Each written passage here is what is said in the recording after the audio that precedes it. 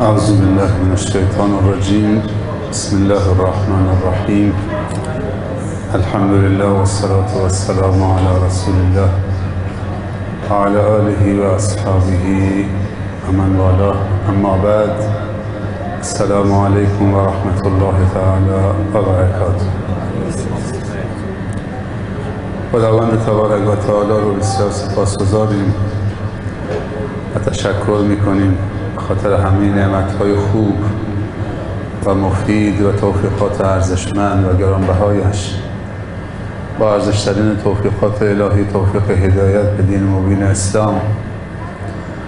هدایت به دین مبین اسلام یعنی هدایت به همه خواسته های خوب یک انسان. هدایت به دین مبین اسلام یعنی هدایت به همه خواسته های خوب خداوند از ما و شما انسان ها. هدایت به دین مبین اسلام یعنی هدایت به همه خیرات و برکات دنیا و آخرت، حسن الخاتمه و فرجام نیک و پاداش نیک از دین دنیا و آخرت. و ما بکن من نعمت فمن الله و ان تعدوا نعمت الله لا تحصوها لئن شکرتم لازیدنکم. خداوند رو بسیار سپاسگزاریم از اینکه همیشه و به طور پیوسته ما و شما رو با الطاف و عنایت‌هاش مورد حمایت قرار میده و اگر حمایت خداوند در زندگی نباشه قدمی هم حتی کوچک نمیتوانیم برداریم. از این بابت همیشه خداوند رو سپاسگزار باشیم تا مزید توفیق جذب خود و زندگی خود و کسانی که دوستشون داریم بکنیم.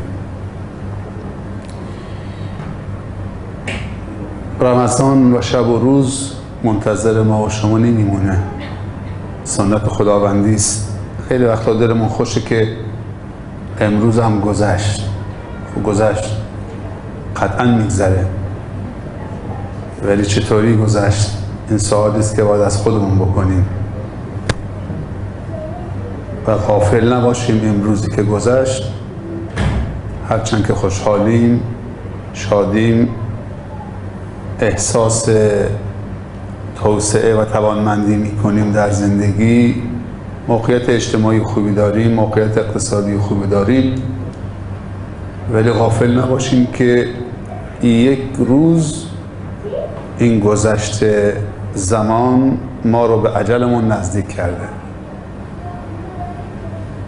از این جهت خیلی باید مواظب باشیم، چون هر روز که سپری میشه اگه پربار نباشه از اون طرف خسرانه. انسان مسلمان همیشه برنامه داره تو زندگی، چون زندگیش دائمی نیست.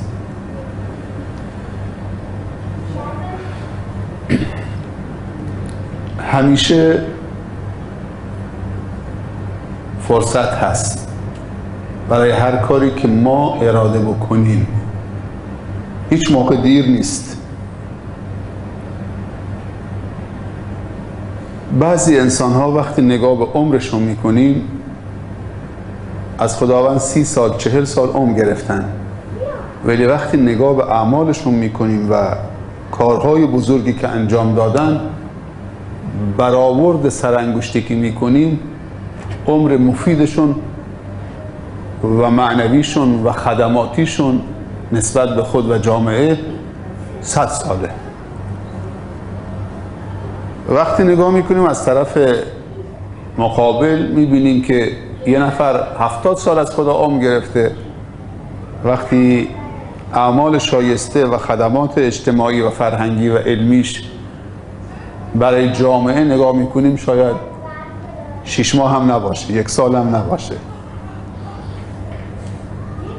انسان اگر که بندگی خدا بکنه همیشه فرصت‌های خوب برای خودش تولید میکنه، سوژه‌های خوب برای خودش میسازه، فرصت‌های طلایی برای خودش ایجاد میکنه، نه تنها برای خودش بلکه برای هم نوعان خودش.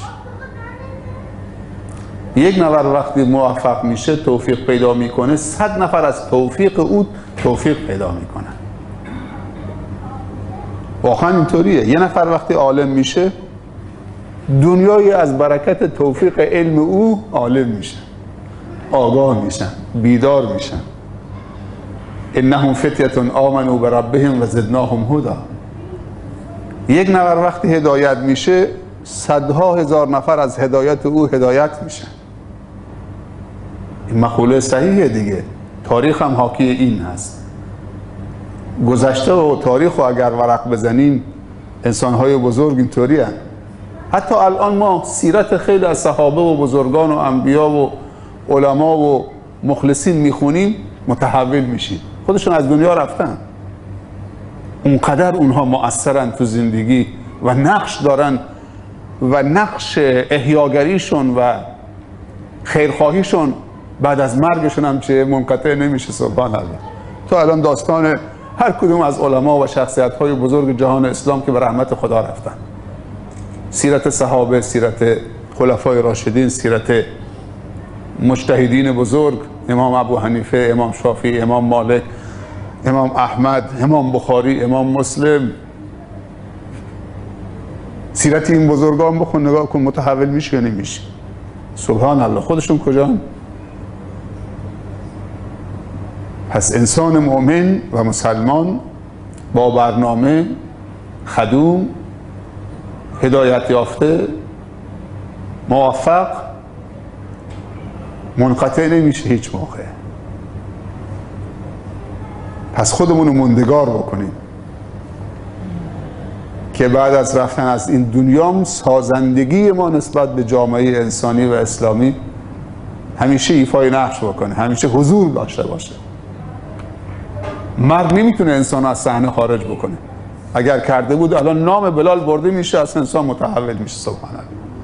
نام سلمان برده میشه، میگیم رضی الله عنه، احساس خوبی به دست میده.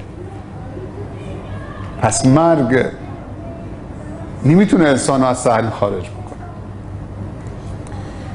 ولی وقتی که عمر برکت نداره، سبحان الله، اگه به جای 24 ساعت 48 ساعت هم بود، 100 ساعت هم بود شبانه روز، بازم برکت نداشت.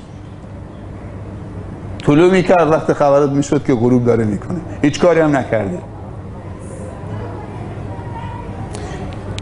دیشب گفتیم که انسان 3 تا بعد داره. 1 بعد فکریشه، 2 بعد جسمیشه، 3 بعد روحی و روانیشه. گفتیم بعد فکری انسان نیاز به تغذیه داره. فکر انسان، تفکر خودش فکر انسان رو توسعه میده، رشد میده، تغذیه میکنه. 2 عامل مهم برای تفکر، یکی شنوایی است و یکی بینایی است. نگاه خوب، نگاه عمیق، نگاه هدفمندانه،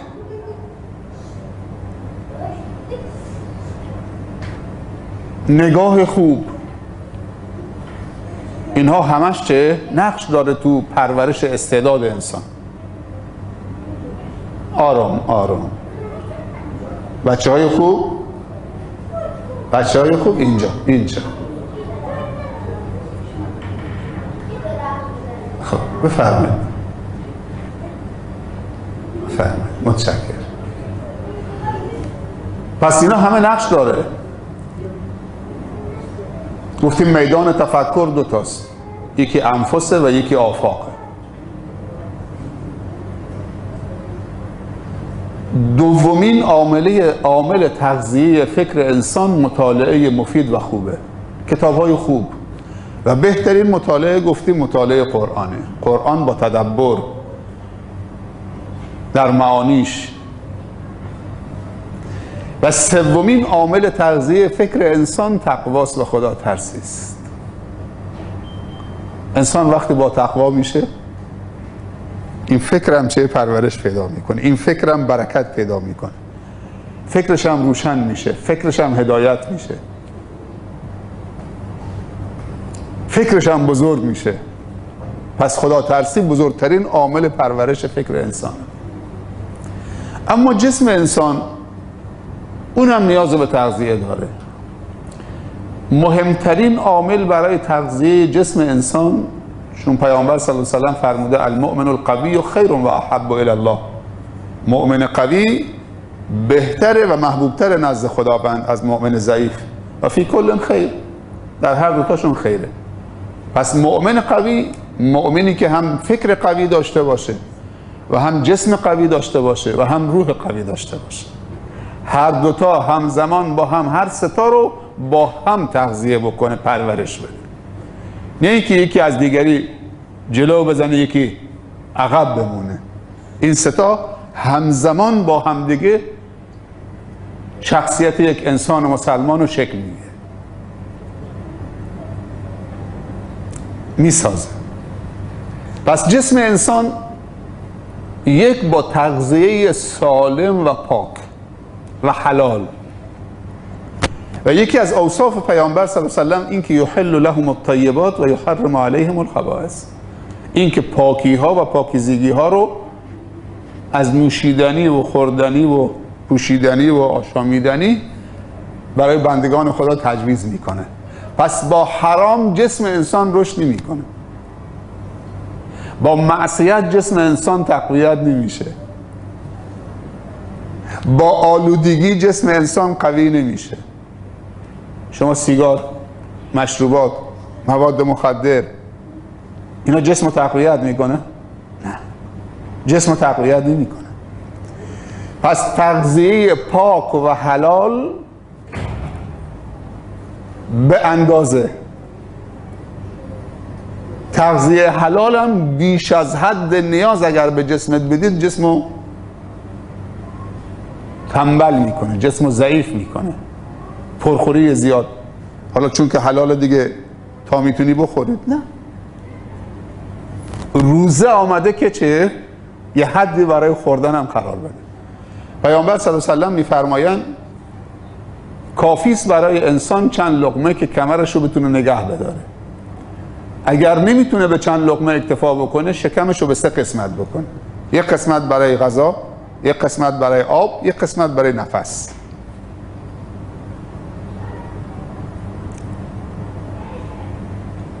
به اندازه کافی هم تغذیه نکنید جسم ضعیف میشه.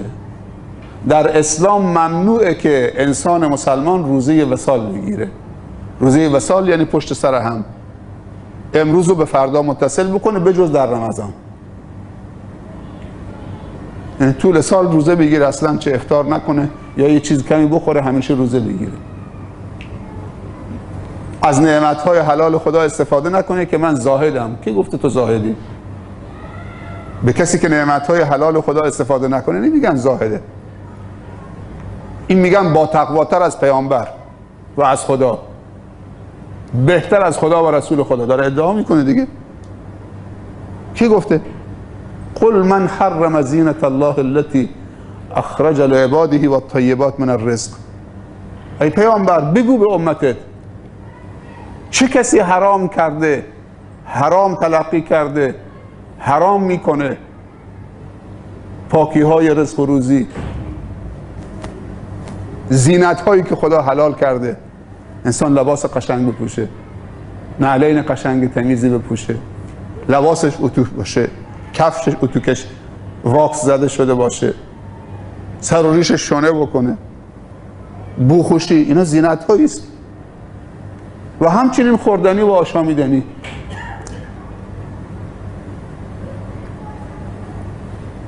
اگر کسی بگه من میخوام ریاضت بکشم، اصلا ما ریاضت در اسلام نداریم. ریاضت اصطلاح صوفیانه هست، ما تصوف نداریم. این واژه اسلامی نیست. علفخواری و نمیدونم گوشت نخورن و نمیدونم نمیخوره اشکال نداره، ولی این که بدنش که به او تحویل داده شده که تقویتش بکنه با چیزهای حلال، استفاده نکنه که من زاهدم. پیامبر حتی حلوا خیلی دوست داشت، حلوا هم میخورد. پس صحیح مصرف کردن بهش میگن چه؟ زهد و تقوا. این که نعمتهای خدا رو درست مصرف بکنیم، صحیح مصرف بکنیم، این خدا ترسیست. علمای تغذیه میگن، علمای دین هم میگن. پیامبر صلی الله علیه و سلم میفرمایند که خدا وقتی نعمتی میده دوست داره آثار اون نعمت رو در زندگی تو ببینه. یعنی اگر قرار باشه تو میوه بخورید، 1 کیلو پرتقال گرفتید، علمای تغذیه و حتی اسلام میگن هر 5 تا پرتقال نخور. یا 1 کیلو سیب گرفتید، هر 5 دونه سیب نخور با هم، بلکه 1 دونه موز بخور، 1 دونه سیب بخور، 1 دونه پرتقال بخور، 1 دونه لیمو شیرین بخور، 1 دونه نارنگی بخور. چون هر کدوم از این نعمت ها هم یه طعم خاصی داره. پس تو حلال های متنوع تو میوه رو چشیدید و هر کدوم یه شکر خاصی داره. شکر نارنگی غیر از شکر لیمو شیرینه، چون بر اون طعم خاص داری شکر میکنید. و هم هر کدوم چه یک ویتامین خاصی داره. بدن تو ویتامین C نیاز داره، ویتامین D نیاز داره، ویتامین فلان نیاز داره. تو اگه هر 5 تا پرتقال بخوری، خب 1 نوع ویتامین تو تقویت میشه. پس 1 دونه پرتقال، 1 دونه موز، بعضیا چه 3 دونه موز با هم میخورن، پرتقال دیگه نمیخورن. 5 دونه پرتقال با هم میخوره. پس این تنوع هم خودش چه؟ یک نوع تکمیل کننده نیازهای جسم هست.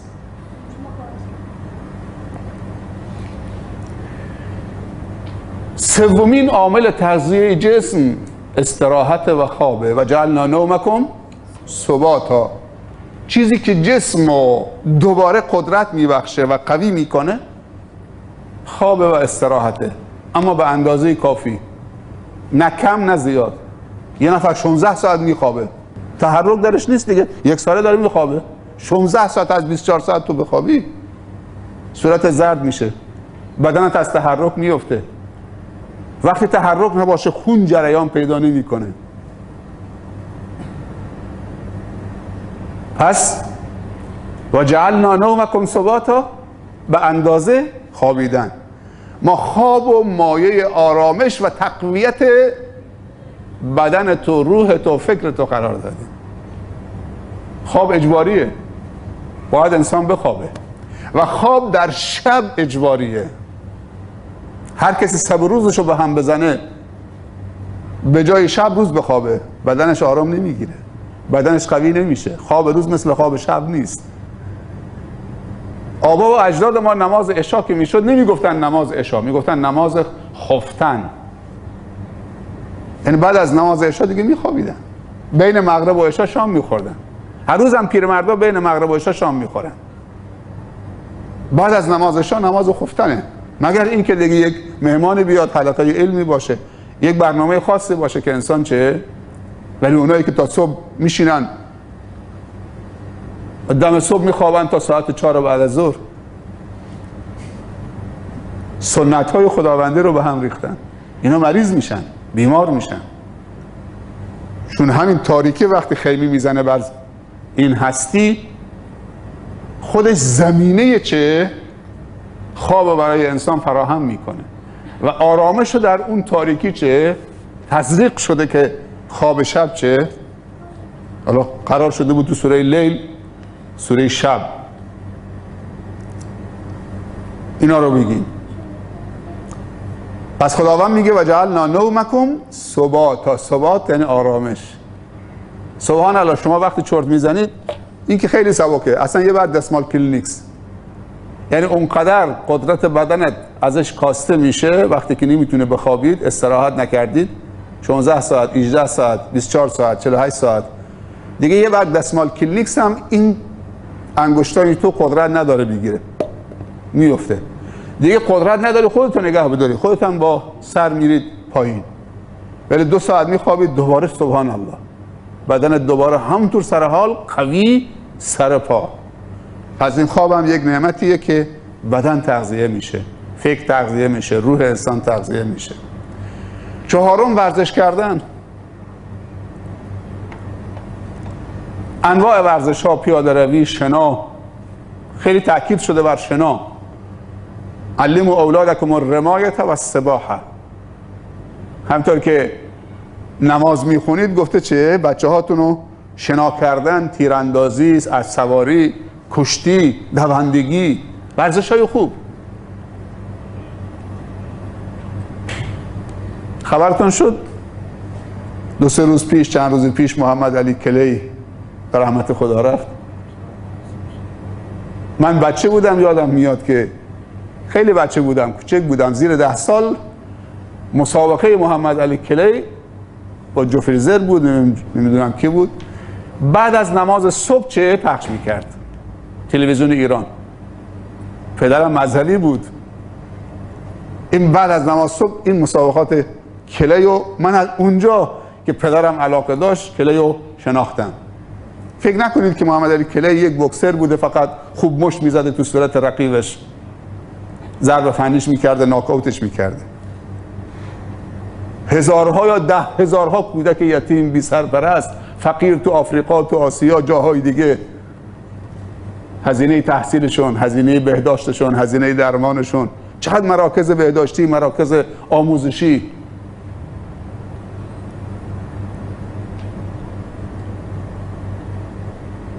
خود این شخصیت میچرخونده. جالب این که چند روز پیش، دیروز اخبار میگرفتم، تنها رئیس جمهور در دنیا، در جهان اسلام که برای تشییع جنازه این شخصیت به اون شهر آمریکا سفر کرده، رجب طیب اردوغانه، که یه مصاحبه تلویزیونی هم داشت. من شبکه TRT که به عربی است، یک کانال ترکی ولی به زبان عربی است، این باش مصاحبه میکرد، سخنرانی میکرد. قبل از سفرش یک رئیس جمهوری به این عظمت کشور ترکیه بلند میشه برای چه؟ تشییع جنازه رئیس جمهور آمریکا نیست، محمد علی کلی، میره به آمریکا. میگفت چون بعد از اسلامش آمده به ترکیه. میگفت محمد علی کلی بعد از اینکه مسلمان شده یک سفری به ترکیه داشته. من به پاس احترام و اون همه کودکان بی سرپرستی که ایشون هزینه مالیشون و تحصیلیشون و درمان و بهداشتشون میداده، من باید برم در تشییع جنازه این شخصیت عالم انسانی شرکت بکنم. حالا جدا از اسلامی و انسانی با هم تناقض نداره. خیلی حرفه، خیلی حرفه. تواضع این شخصیت رو.